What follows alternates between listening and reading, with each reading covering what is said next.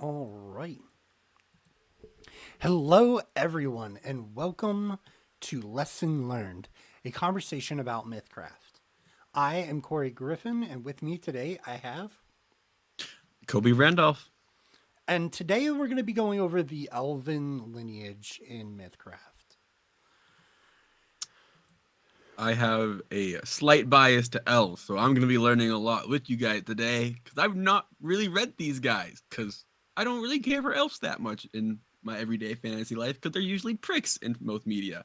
But doesn't mean they have to be. I'm just biased because of previous experience.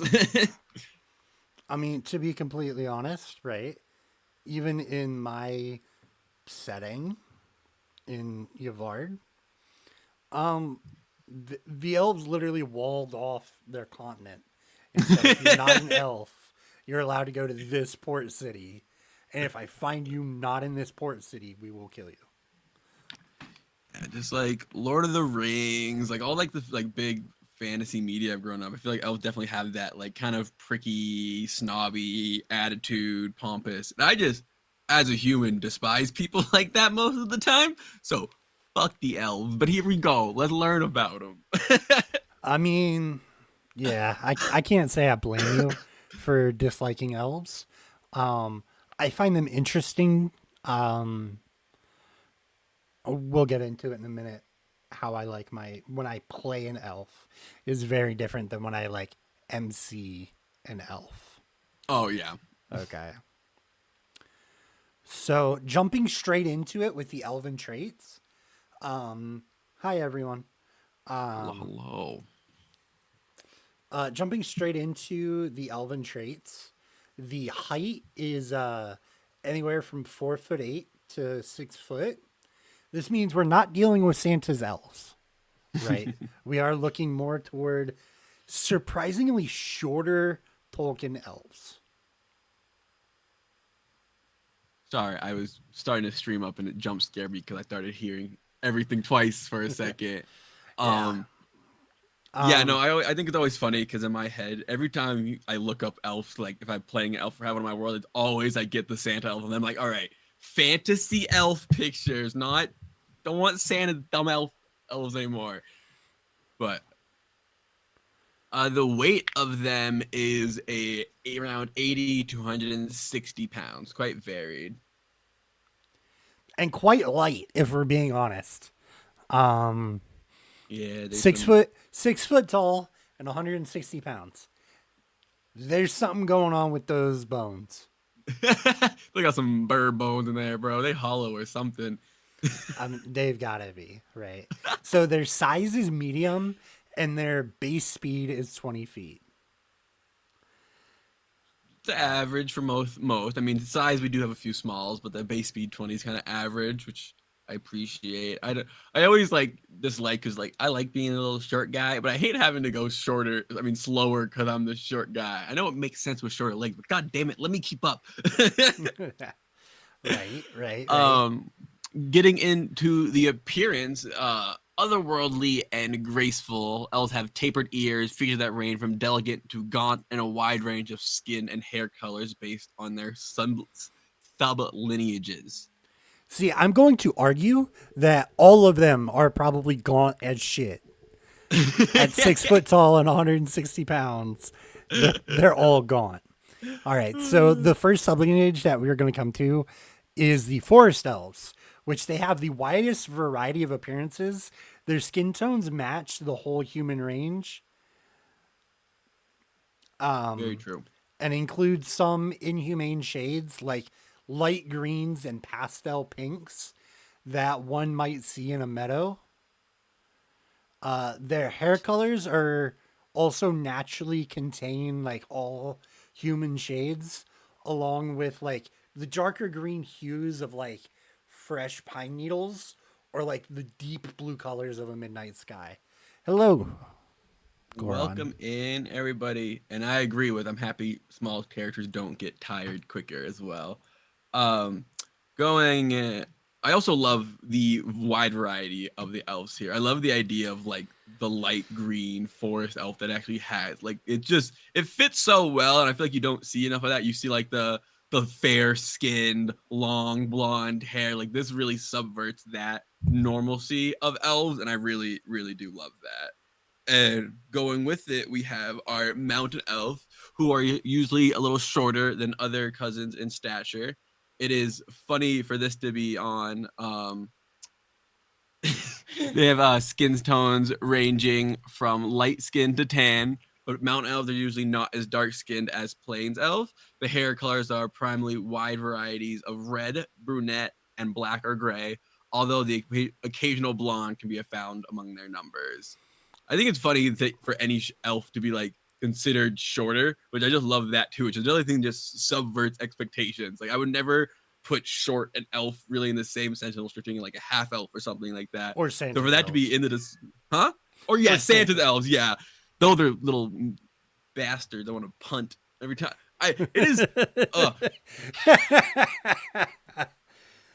Oh God, you about to give me a about to unlock my One Piece laugh. You keep going like that. So the next one that we come to is going to be the Plains Elves, which their skin tones normally go from tan to like a darker brown, and some may even have a metallic bronze undertone not seen in humans, halflings, or dwarves. The hair coloration comes in shades of black, gray, and brunette, with the occasional uncommon blonde or redhead. Plains elves are generally the tallest out of elven lineages. And like I said at the beginning, they're the tallest and like the gauntest because, like, again, not much going on there. I think is really cool. The metallic undertone of skins, I think, is plays a really pretty. Like I think when I see a plains elf, I think they're like like the colors I see of them. I just love the way they describe it. This is really pretty. I love like and our last ones and the star elves, which I think are my favorite, not gonna lie. Pretty damn cool. They're the most alien when compared to other humans, humanoids. Humans? What did I just say? I'm not sure. That was a rough one there, Kobe. Most Um, alien when compared to other humanoids. Their skin tones range from obsidian black to pale blue or lilac. Their hair is usually white or silver, but have some tints of blonde or have onyx black hair. Dark elves have a wide variety of eye coloration as well as their eye, and their irises usually glow very faintly. That I just mean, sounds cool as shit. right, right. Um, so the lifespan of an elf, they reach true maturity around the age of 40 with a lifespan of roughly 500 years. Indeed, starstruck Goron. That's hilarious.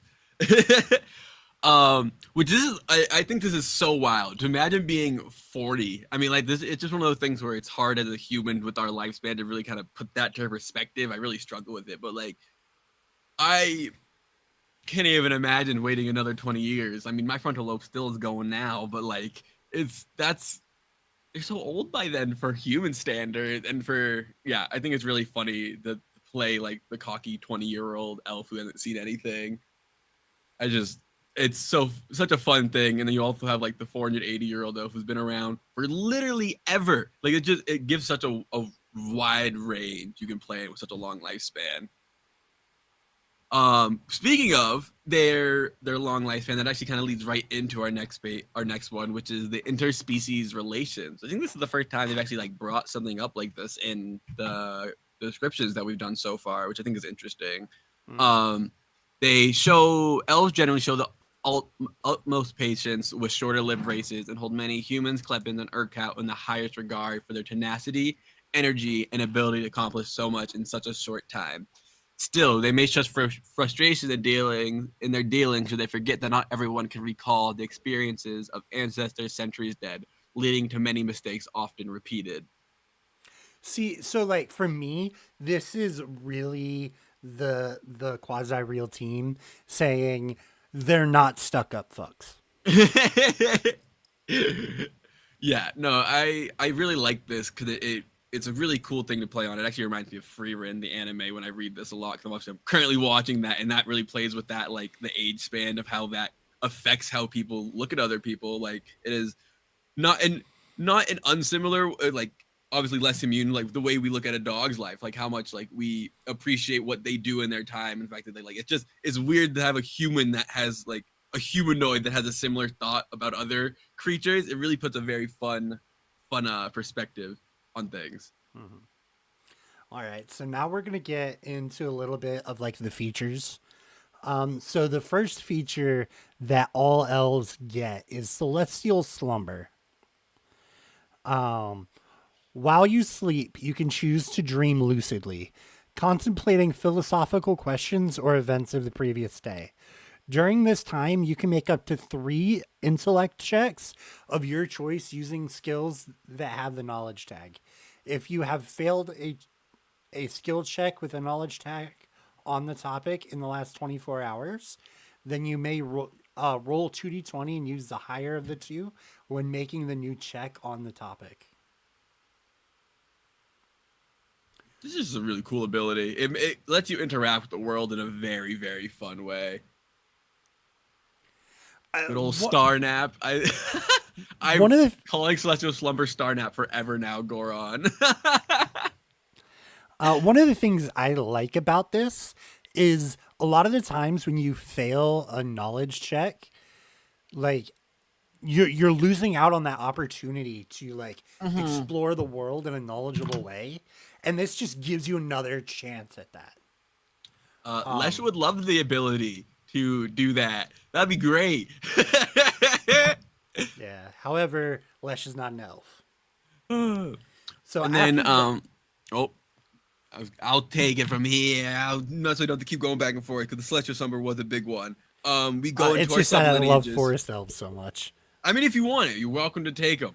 All right. So after this, like most things with sublineages, we do get lineage feature talents based on our sublineage. The first one that we're going to talk about is the forest elf. And let me just say, the first one of the forest elf is probably one of my favorite features of any of the lineage sublineage features.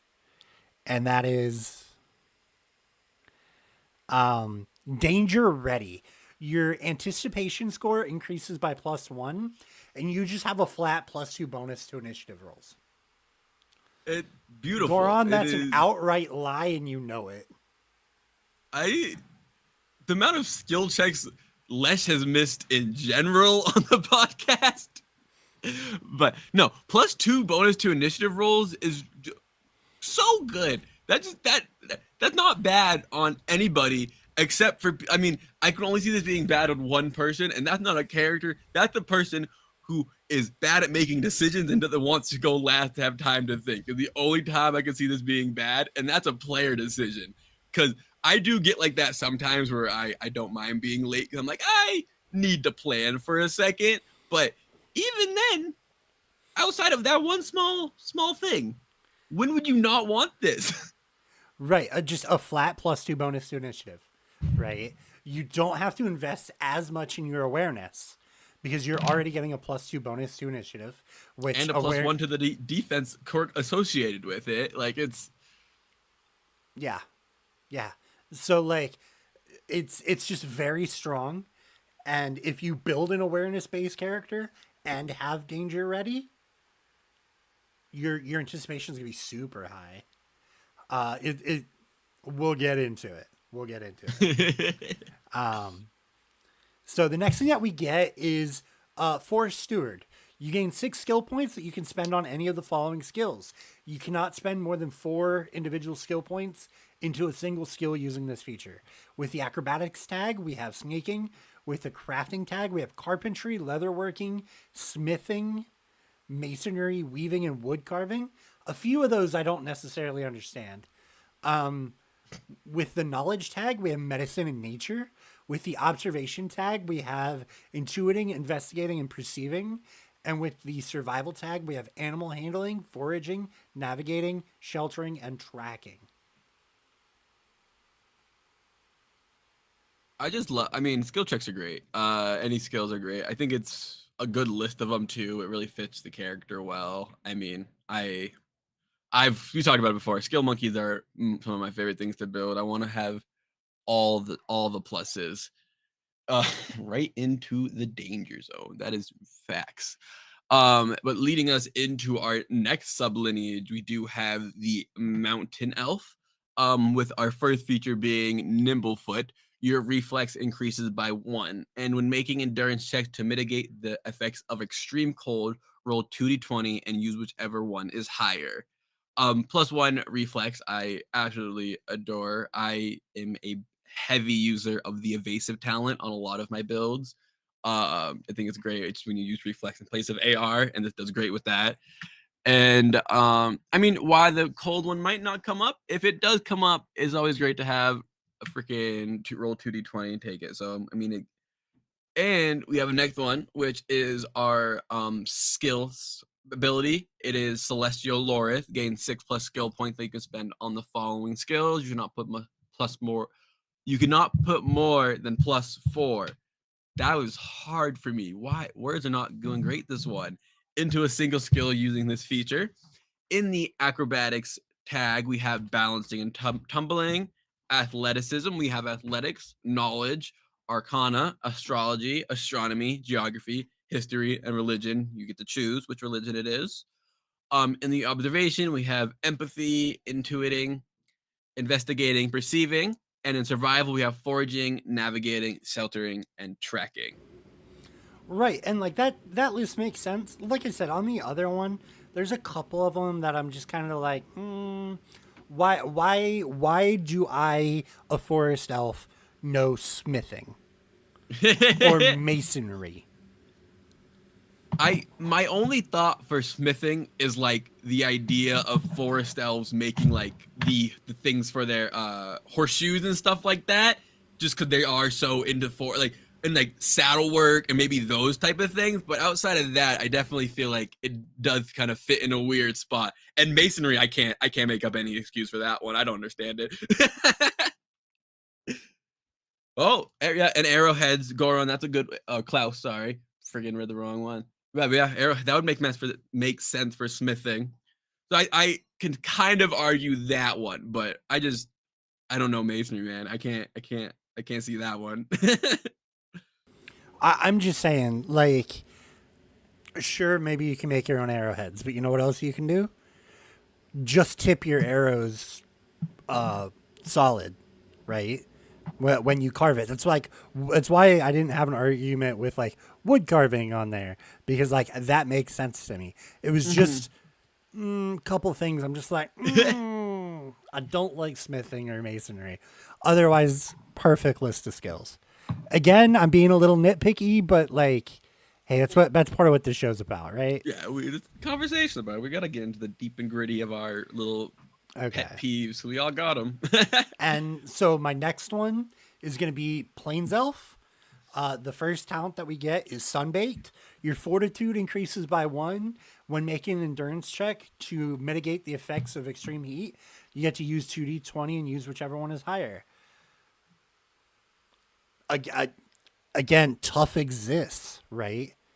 Why do I need a bridge or a well in the forest? You have to make a ceramic bowl for a crucible to smelt well. Oh, I love Okay. it. Yeah. I again, with Sunbaked, I fully increasing your fortitude just makes it good for the tough feat, which lets you use fortitude in place of AR. And again, the effects of extreme heat, using rolling 2d20 and using whichever one is higher is campaign specific. And if it comes up, it's amazing. If not, you're already getting that +1 to fortitude, so it's not like it's a wasted feature, which is something I appreciate. Every time we get like +1, or every time we get a very niche feature, we normally get a just generically improvement on a defense.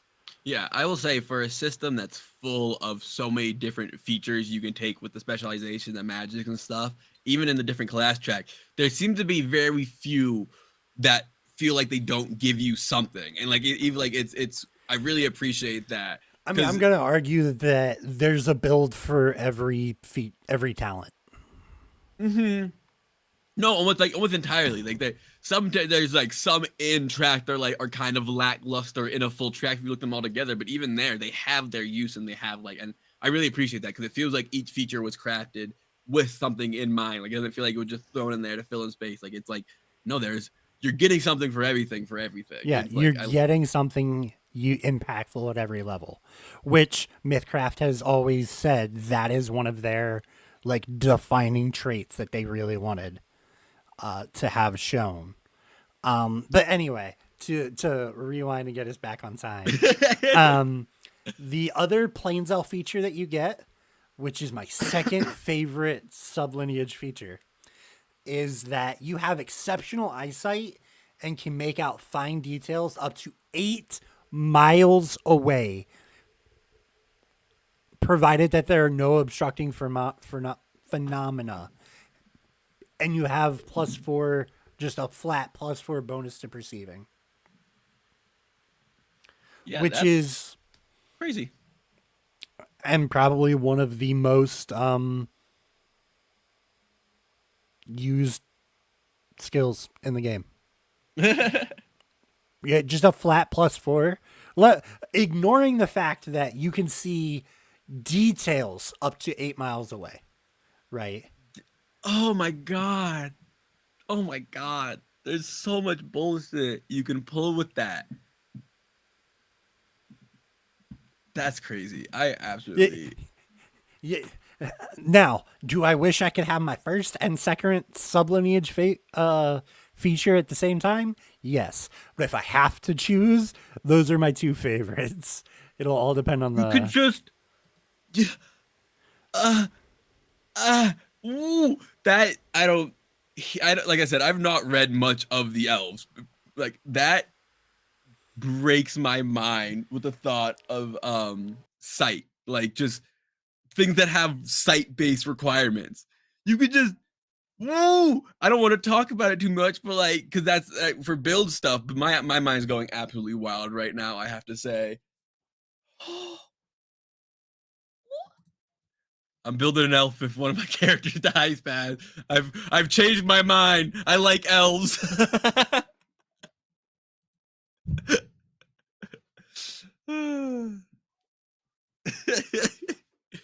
Goran and Doggin could love some perceiving, and you know it. Don't even.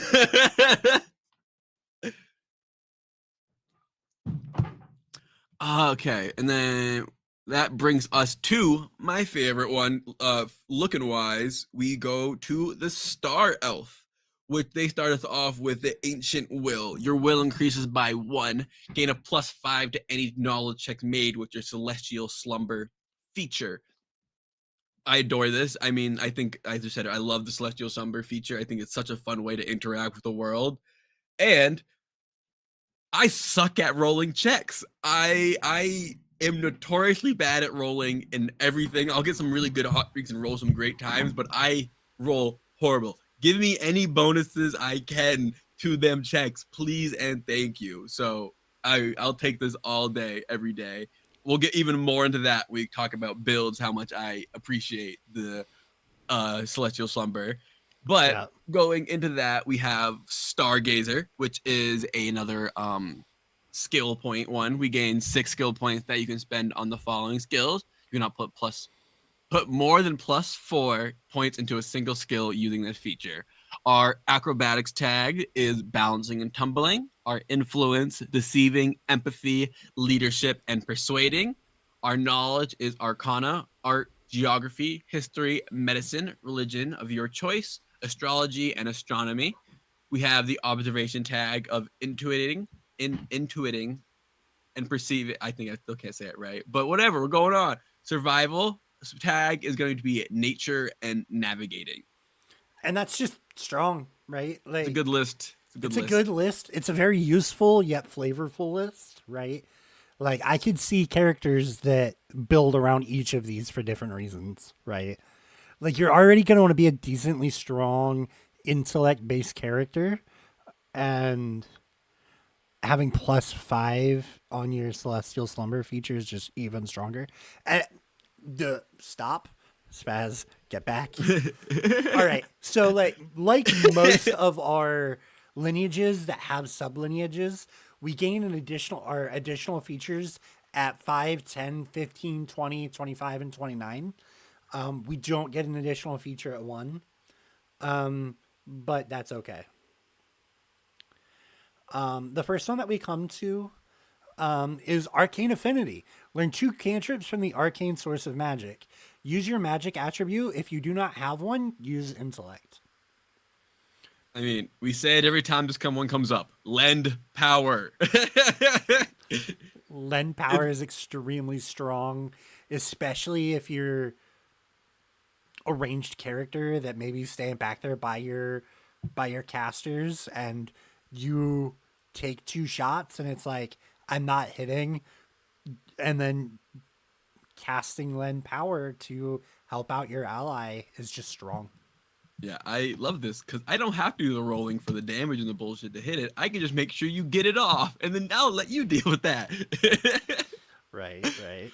Our next one is Celestial Blessing. Learn 2 prayers from the divine source of magic. Use your magic attribute. If you do not have one, use Charisma. And this free magic is great. I can think of a few that just pop off on the divine list that are really helpful for really any character. I mean, stabilizing touch. I mean, stabilizing touch on RB has saved my life more than once now, and it's even on a front line. That is just such a good prayer. Yeah. So the next one that we're going to come to is Cloak of Nature. And that states that while you are concealed, you gain a +2 bonus to your reflexes and anticipation. And what concealed is you are concealed when you are not completely hidden, but your line of sight is interrupted by like fog or smoke, maybe a little bit of foliage or some other like phenomena. Creatures are aware of exactly where you are, but they cannot see you clearly. While concealed, you have TA on attacks, provided that you can see your enemy clearly, and attacks against you have tactical disadvantage. And this is just increasing your defenses even higher. It is glorious. I love it. Yeah, build ideas going crazy. Our next one is Dream Step, which is God, I love this feature. You have to have the prerequisite of Celestial Slumber. While using your Celestial Slumber feature, you may attempt to enter the dream of another creature once when you take a rest. In order to do so, the target creature must also be asleep and familiar to you. To make contact, make a charisma check. You may add empathy if you have that skill. If you roll above their will, then you successfully enter their dreams. If you've not met the creature, spent more 1 minute within 5 feet of them engaging in conversations or the like, they gain a +5 to their will in defense of this feature. Once you have established contact with the target, you and the target may have a brief conversation. If the target is not an elf, they must make a luck check upon awakening. The target rolls above a 7 or below a 7, they do not remember the conversation. If they roll below a 14, they retain vague impressions and emotional timbre of the conversation, but do not recall specifics. If they roll a 14 or higher, they recall the conversation entirely. I mean, sorry, that was a lot of words. Yeah, but that is a lot of words. So much fun. Yeah. Could you imagine, like, I see so many shenanigans. Like so many shenanigans. I'm imagining. Once again, Lesh wants this feature. I want to have some motherfucker I would love to be checking up on every night and saying bad things to him in his dreams.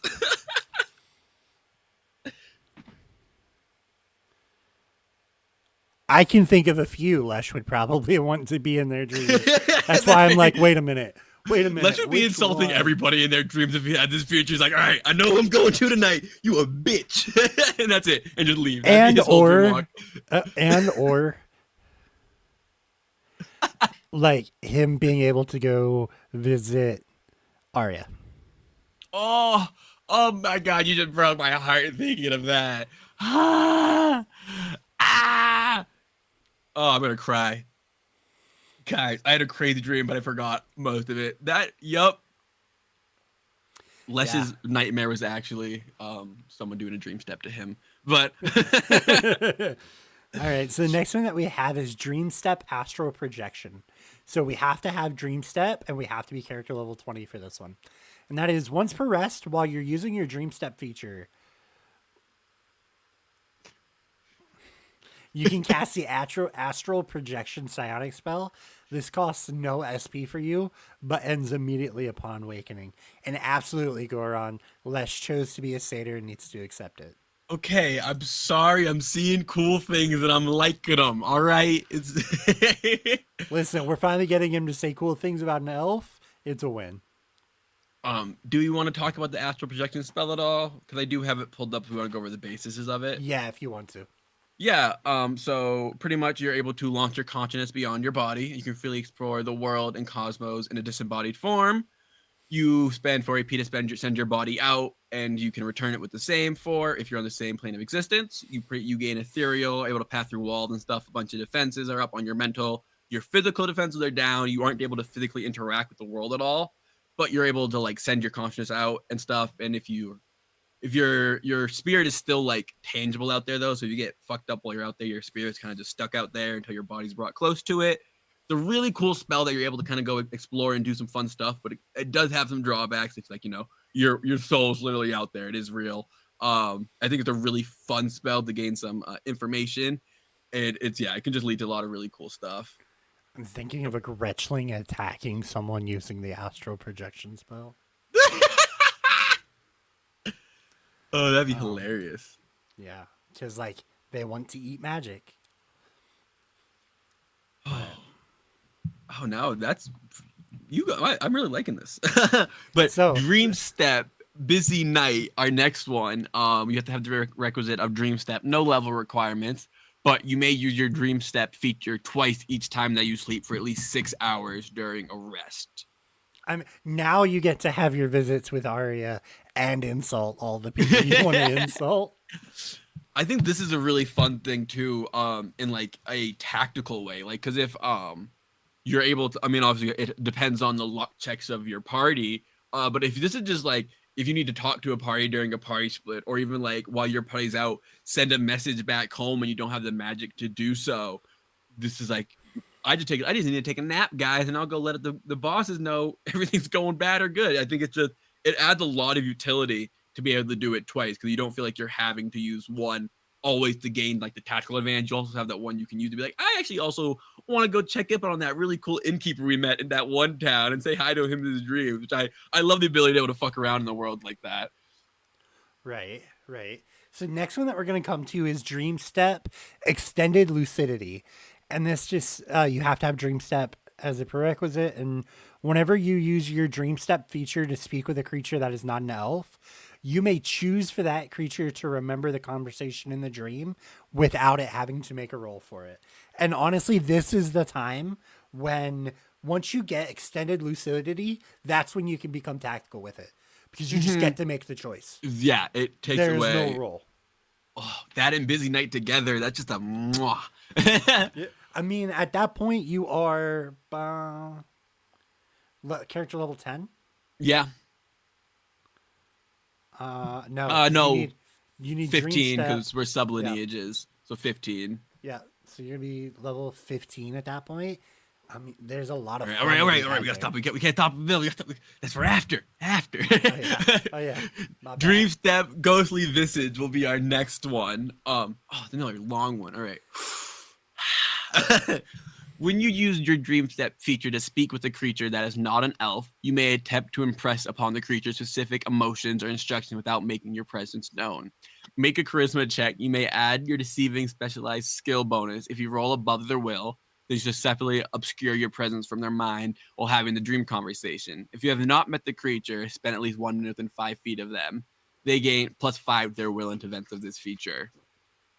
I mean, just I strong it's really mental good. suggestion, like Oh, and then controlling they your don't even mind. know who it is. That just adds so much more fun to it. So now stepping away from the Celestial Slumber continuation track a little bit that's here. The next thing that we have is Keen Shot, which requires character level 10 and twice per rest. For 0 AP, you may grant yourself a +2 bonus to ranged attack rolls with a two-handed weapons until the end of your current turn. And that's just strong. Like, +2 on a longbow shot. Plus, short bows have the two-handed tag, I think. Yeah, no, that's so good. I just and anybody who's watched Tales of Yavard, we love fucking bonuses. So I want to see them high pluses, and this is just so strong. And it's 0 AP to do so. You don't have to worry about spending any resources. Like it's popping off some shots.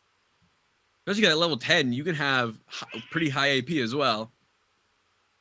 And then our next one we bring us to is Nimble. This is a no prerequisites. Has the repeatable tag. Gain plus skill points to spend on skills with the acrobatics tag. You cannot spend more than +4 on a single skill in this way. I Again, mean, skills are great. acrobatics is big, right? Like, that list is very, very all encompassing.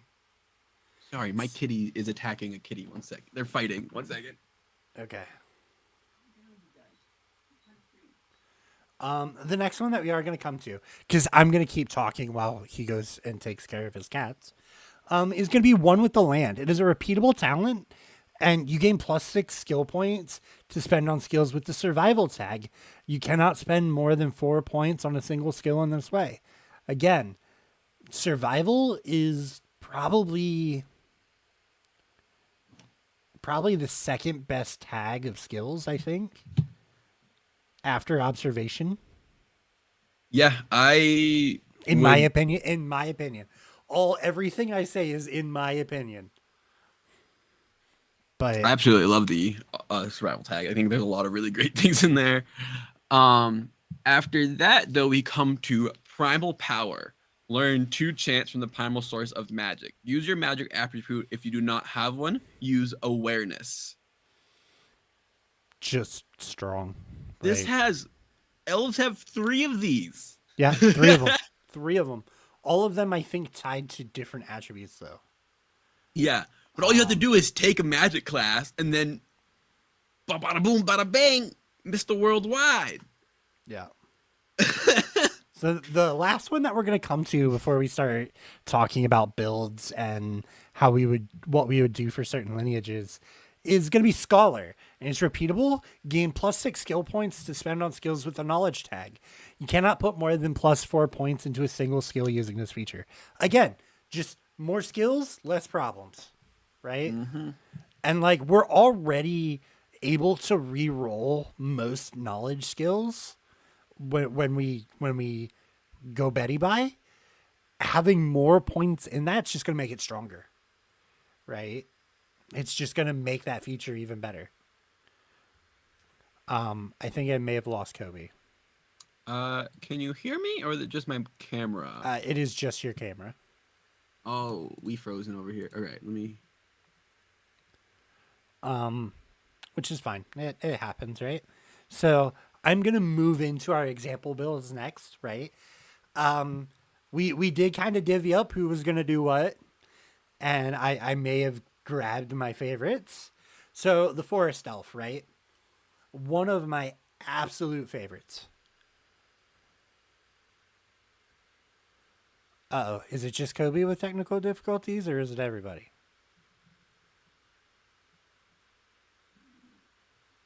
You are back. Okay, hello. Oh, just me who's breaking. Great. Okay. Okay. Yep. We did separate who was gonna do what build. Hello, Badger. who was gonna do what. So my example, I have two examples.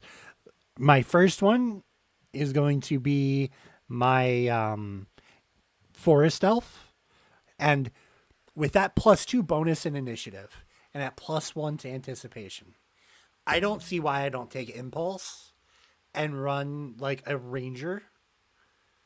Um, even like a ranger rogue multi-class. For fun sneak attacks. I go first, hit them quick, get them out, right? Like it quickly eliminating targets. ah, No, not even like shooters, right? I'm thinking like a dagger user mostly for this one. okay. My archer I'm actually gonna talk about in the plains elf. Ooh. I mean, being able to see details up to 8 miles. No, yeah, no, it makes sense. You know what I'm It it saying? it yeah. So with the bonus to initiative rolls, I get to go sooner. And if I'm playing a sneaky character, I want to go before they know I'm there. Right? So I'm very much thinking like this sneaky character. So I'm taking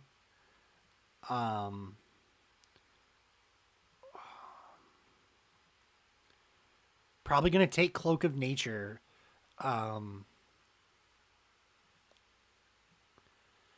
And like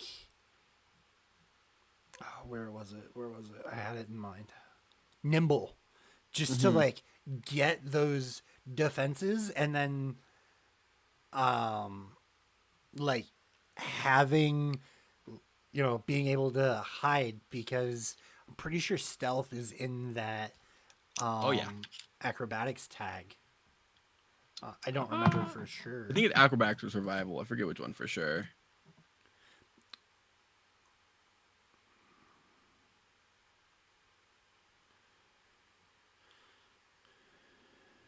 Sneaking is in survival. So no, I would not be taking nimble. I'd be taking one with the land to just Yep. increase that like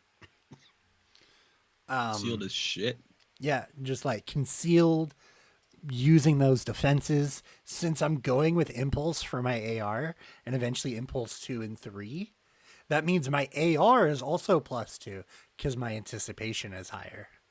And impulse lets me use my anticipation in place of my AR. So good. Yeah, it's absolutely amazing. I love it. I'll probably end up taking Scholar, like I talked about, because every elf gets to remake those checks with Celestial Slumber. Hmm. And maybe I take Primal Power just to make sure I hit. So I grab things like Instinctive Attack and things like that.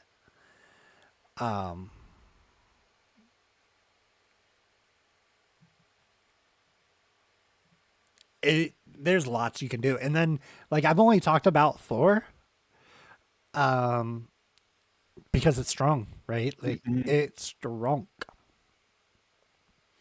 You want to talk about your idea for Yeah, I Mountain Elf do. build? I'm just pulling up the little things I needed for it. But yeah, for my mount elf, it is actually going to be very heavily centered about being a caster.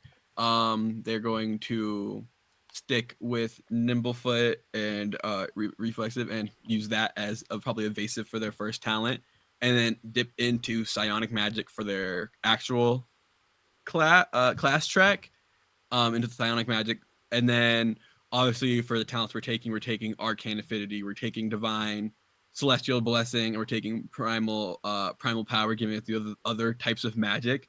And this is a guy who is going to be using hasten, invisibility, ignore pain, and he's going to be pretty much a battle mage. He's going to be getting in there, dodging attacks. When he does get hit, he's not feeling them. He's dropping out frostbite to slow people down, lend power if someone's in there. If he when he is back before he dives in to get his casters to help drop spells, freaking keeping himself up with stabilizing touch, primal power. If someone's tried to run away, he's freaking vine whipping them back into it. Like he is the quintessent battle mage who's going to be in there freaking it up. And Probably also at the end of that going down Scholar, just because knowledge, like you said, that I think is so good on an elf with the Celestial Somber. I think it really is just like so good.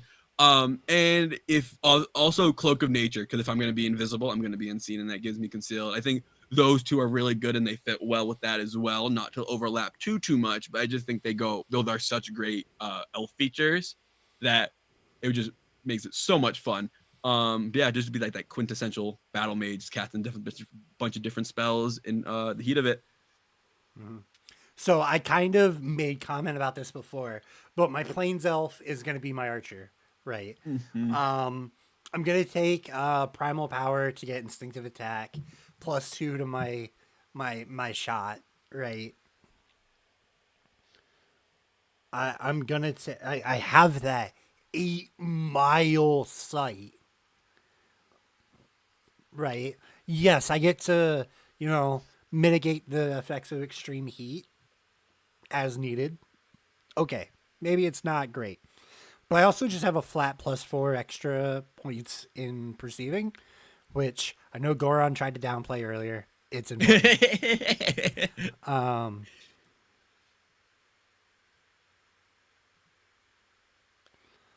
um, I'm probably like level 10. I'm definitely grabbing Keen Shot, right? And then one with the land and Scholar repeatedly just Mm-hmm. to increase my perceiving and my knowledge skills again.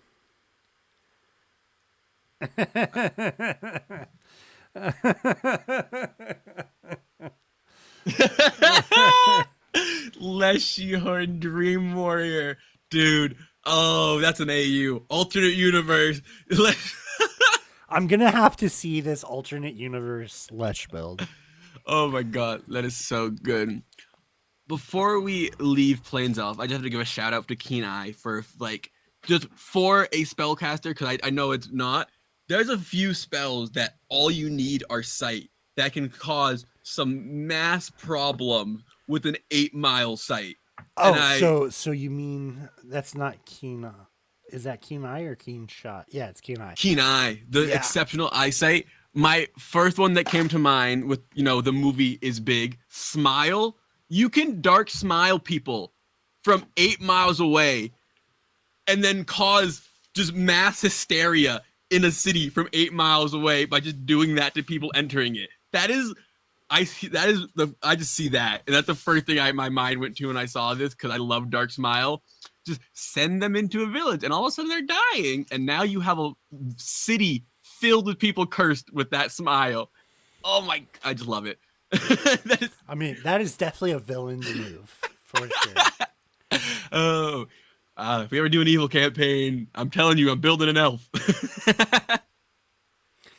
And when we first started this, you're like, maybe I can find some excitement. I don't really like elves that much. I'm my mind's changed. I'm all in on the elves. Speaking of, let's get to my favorite one, and I think a really fun build is with the Star Elf. I am going heavy into the Celestial Slumber. This is going to be a Oracle. Don't I can't really figure out what class of Oracle. I think I'd want to go into a few different of the tracks of Oracle just because I love that.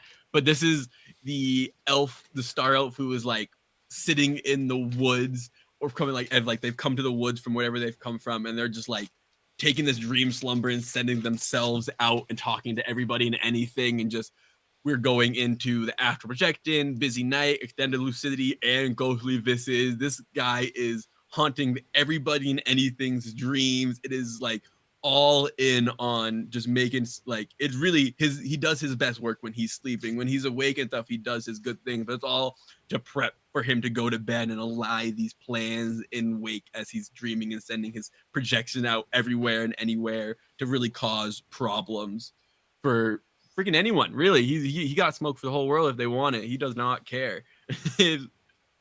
Yeah, just sending himself out, leaving cryptid messages to people, almost like Swamp Thing, from DC, just like from the green ooze, sending out messages everywhere, and yeah, I just absolutely adore it.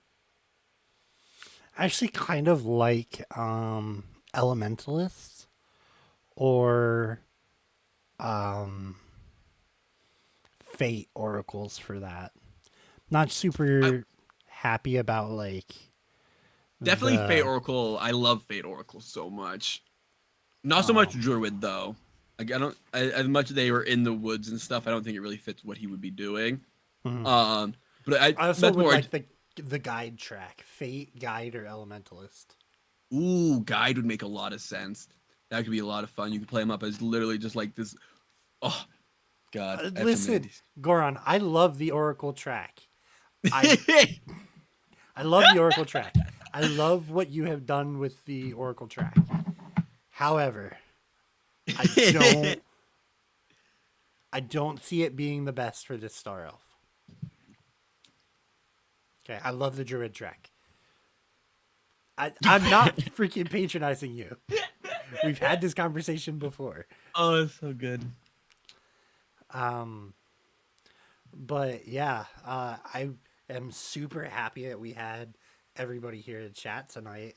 That's awesome. If you guys have any questions, it does not have to be about elves or anything in particular that we've said today. If you have any questions that you'd like us to talk to about Mythcraft in general, we'd be more than happy to answer them. And we've got a little bit of time. You missed the Urkel stream. I'm sorry, Goron.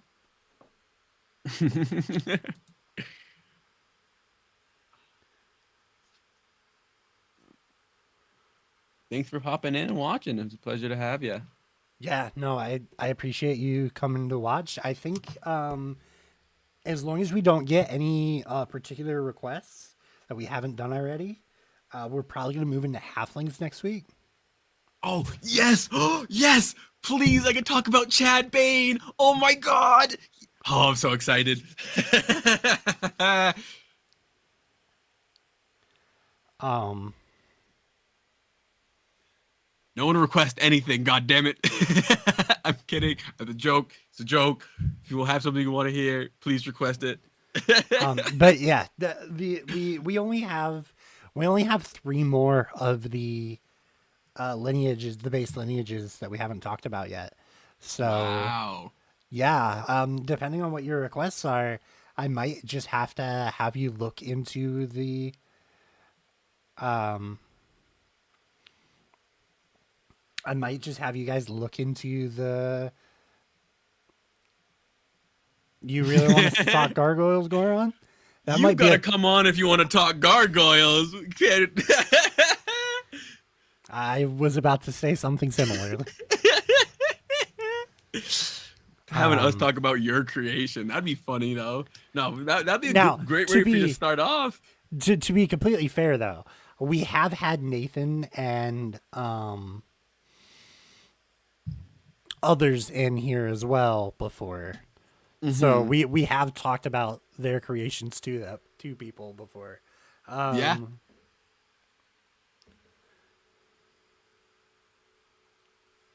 let's see what time would that start for me. We'll see. We may end up getting a special.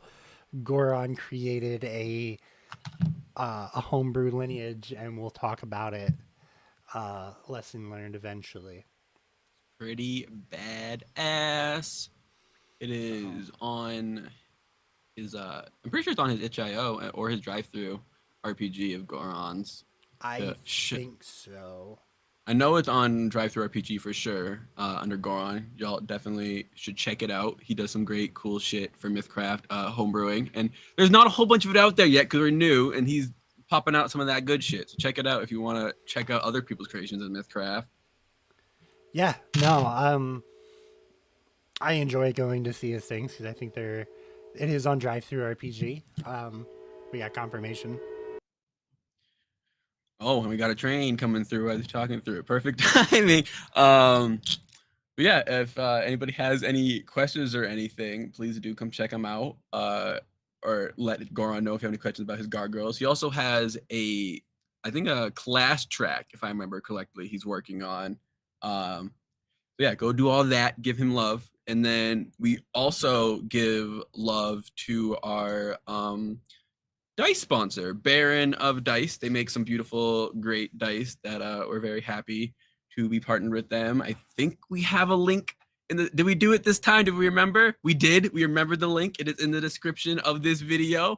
Go check it out. And they have some really great dice, laser printed. And truthfully, we have Badger in our group who has like 5 or 6 pairs himself, so we don't represent things that we don't enjoy ourselves. So that is one of them that we have like tested, and we have someone who in our group who loves the dice. So yeah, go check out Baron of Dice for some dope ass dice. Awesome. Yeah, I was actually about to try and do that when the train came through. Um, but yeah, so I do believe that's going to be all that we have for today, unless our chat speaks up rather quickly. I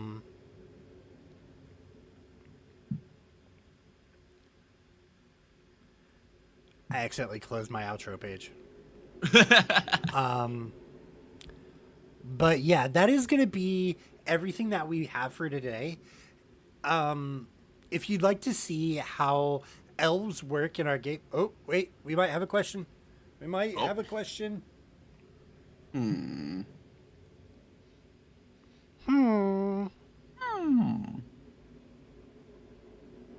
I can't read without thinking of the villagers from Minecraft.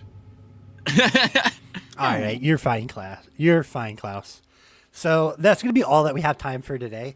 If you want to see how elves work in my game, in our game specifically, listen to our actual play podcast, Tales of Yavard.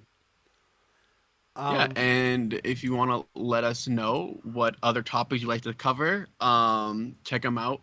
Leave them comments down. Sorry, if you have any topics you want us to cover, leave some comments down below, and we will try to get to them in one of our next videos or next streams, I should say. Yeah, thank you all for being here. It has been fun. Yeah, this has been a great stream, guys. Thanks for all for stopping by. Oh. Oh, wait. I haven't ended it. Oh. Caught it in the last second. Do that random. Couldn't have been closer to it. No, it couldn't have. I was hovering over end Hovering. Okay, Ooh, so after lineages, we're gonna move into backgrounds, occupations, and professions. Oh, I didn't even know that. Thanks for asking. 'Cause now I learned something, Klaus. Yeah, we'll probably be covering roughly 2 to 3 backgrounds and occupations per session. Checking out bops. Yep.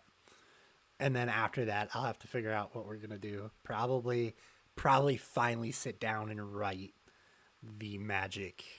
Yeah, those are gonna take some time and effort, or be really long streams. We gotta be careful with those. I feel like those are gonna get out of hand quick, knowing us. Knowing us, yeah, but that is fine. So Goran, my thought with classes is eventually we will talk about every class. Yeah, Mythcraft setup, the combos are continuous, and if anyone ever says I have found all of the combos in Mythcraft, I'm gonna laugh at them. Because I spent over 300 hours trying to find them all, and every time I read something again, I find a new one. It is quite disgusting. It is so much fun. It's amazing, and I love it. Okay. Eventually we will get to classes. Probably gonna do an overview of classes first, and then maybe start doing some. I don't want to commit to anything live. I don't want to commit to anything live. You almost got me there, Goran. You almost got me. Definitely a lot of ways that could be done, so I get that. But yeah, I hope that everyone has an amazing week. Tales of Yavard finally started publishing story episodes after our hiatus again. And we will start charging along forward again. Next week we have another one. Well, we're back to regular production.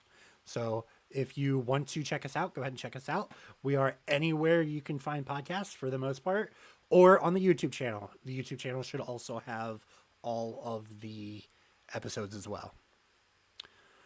So until you listen to my voice again, I hope all of you have a wonderful night and a wonderful week. Yes, have a great time, everybody. I'll see y'all the next one.